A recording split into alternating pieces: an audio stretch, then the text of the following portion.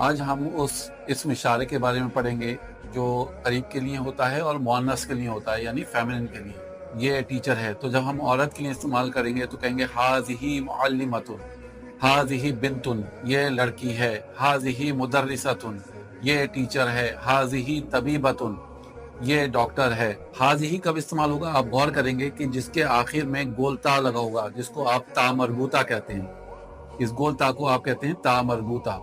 तो जिस इसम के आखिर में ये ता मरबूता लगा हुआ है, आप उस इसम को मुअन्नस मान सकते हैं, फेमिनिन मान सकते हैं। हाज़िही उम्मुन, ये वालदा है। हाज़िही तालिबतुन, ये फीमेल स्टूडेंट है। हाज़िही सय्यारतुन, ये कार है। हाज़िही जन्नतुन, ये बाग है। हाज़िही गुरफतुन, ये कमरा है। हाज़िही मिरवाहतुन, ये पंखा है। तो इस टाइप से आप हाज़िही का इस्तेमाल करेंगे करीब के इशारों के लिए। अस्सलाम वालेकुम रहमतुल्लाहि व बरकातुहू।